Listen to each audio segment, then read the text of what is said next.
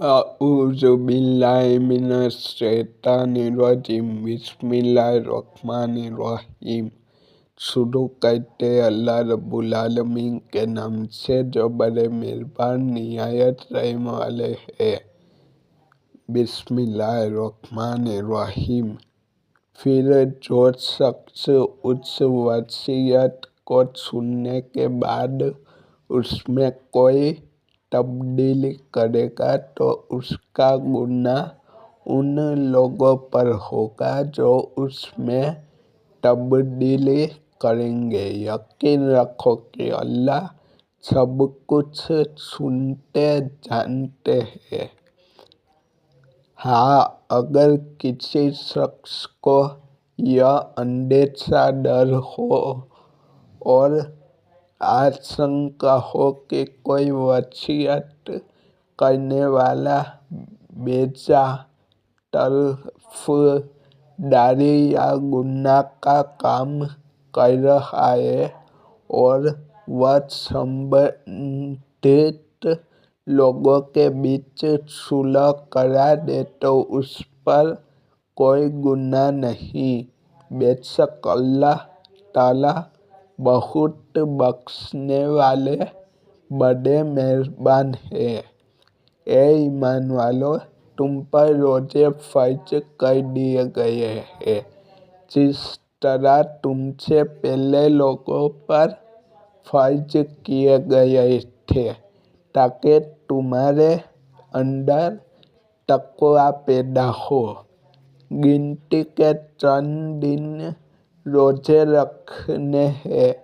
फिर भी अगर तुम्हें से कोई शख्स बीमार हो या सफर पर हो तो वह दूसरे दिनों में उतनी ही तादाद रोज़ों की संख्या पूरी कर ले, यानी बाद में रख ले।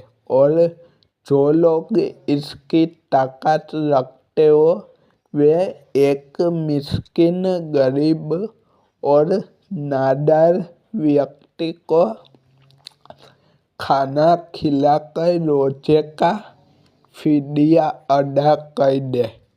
इसमें अलावा अगर कोई शख्स अपनी खुशी से कोई नेकी करे तो यह उसके हक में बेहतर है। और अगर तुमको समझ हो तो रोजे रखने में तुम्हारे लिए ज़्यादा बेहतरी है।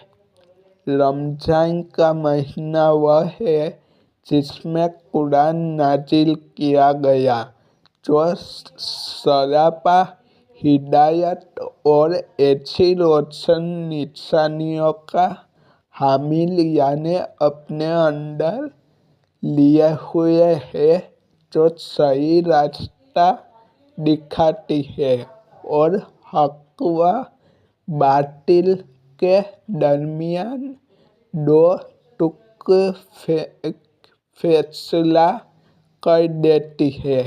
लिहाजा तुममें से जो शख्स भी यह महीना पाए वह इसमें जरूर रोजा रखे।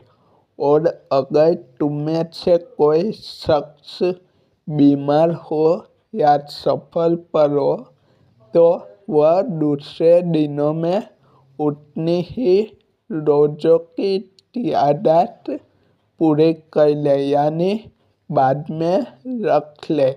अल्लाह तुम्हारे साथ आसानी का मामला करना चाहते हैं और तुम्हारे लिए मुश्किल पैदा करना नहीं चाहते, ताकि तुम रोज़ों की गिनती पूरी कर लो। और अल्लाह ने तुम्हें जो राह दिखाई है उस पर अल्लाह की तकबीर कहो, यानी उसकी बधाई बयान करो, और ताकि तुम शुक्रगुजार बनो। और ए पैगंबर, जब मेरे बंदे आपसे मेरे बारे में पूछे तो आप उनसे कह दीजिए कि मैं इतना करीब हूँ कि जब कोई मुझे पुकारता है तो मैं पुकारने वाले की पुकार सुनता हूँ। लिहाजा वे भी मेरी बात दिल से कबूल करें और मुझ पर ईमान लाए ताकि वे सही रास्ते पर आ जाए। तुम्हारे लिए हलाल कर दिया गया है कि रोज़ों की रात में तुम अपनी बीवियों से बेतकल्लुफ़ सोहबत हमबिस्तरी करो। वे तुम्हारे लिए लिबास है और तुम उनके लिए लिबास हो। अल्लाह को इल्म था कि तुम अपने आप से खियानत यानी अहद के खिलाफ और हुक्म का उल्लंघन कर रहे थे। फिर उसने तुम पर मेहरबानी की और तुम्हारी गलती माफ़ फरमा दी। चुनांचे अब तुम उनसे सोहबत कर लिया करो और जो कुछ अल्लाह ने तुम्हारे लिए लिख रखा है उसे तलब करो और उस वक्त तक खाओ पियो जब तक सुबह की सफ़ेद धारी सियाह धारी से मुमताज फ़र्क के साथ अलग होकर तुम पर स्पष्ट न हो जाए।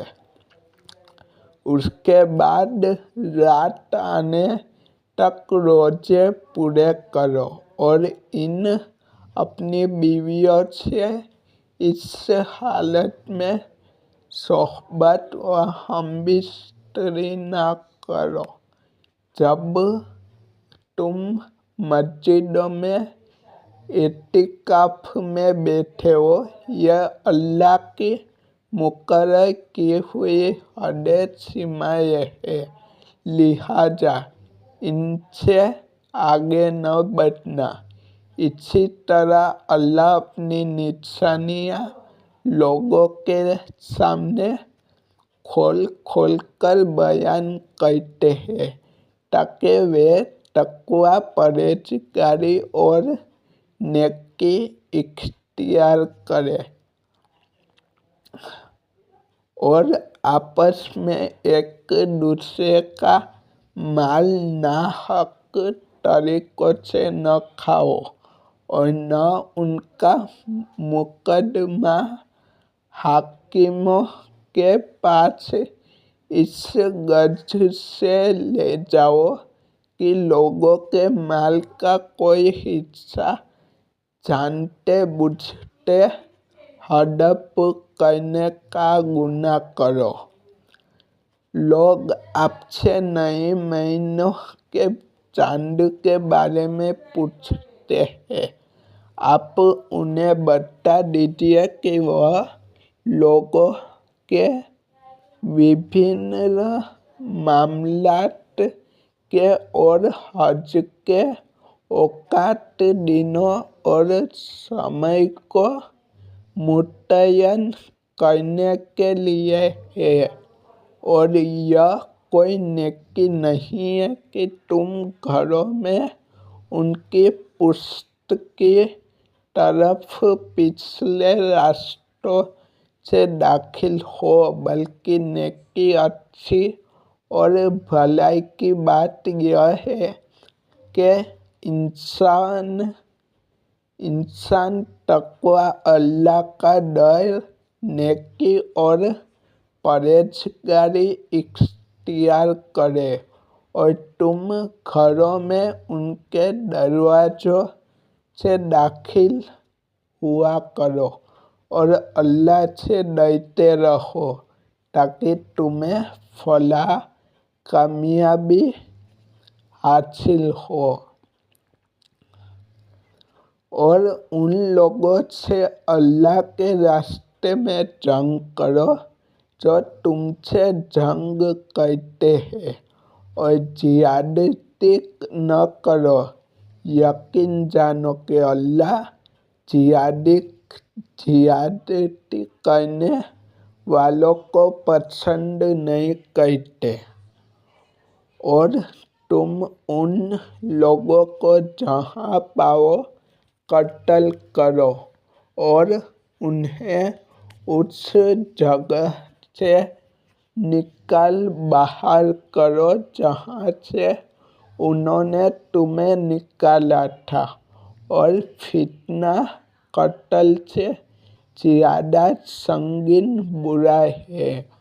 और तुम उनसे मस्जिद हराम के पास उस वक्त तक लड़ाई न करो जब तक वे खुद उसमें तुमसे लड़ाई शुरू न करें। हाँ, अगर वे उसमें लड़ाई शुरू कर दे तो तुम उनको कत्ल कर सकते हो। ऐसे काफिरों की सजा यही है। अस्सलामु अलैकुम वरहमतुल्लाहि वबरकातुहू।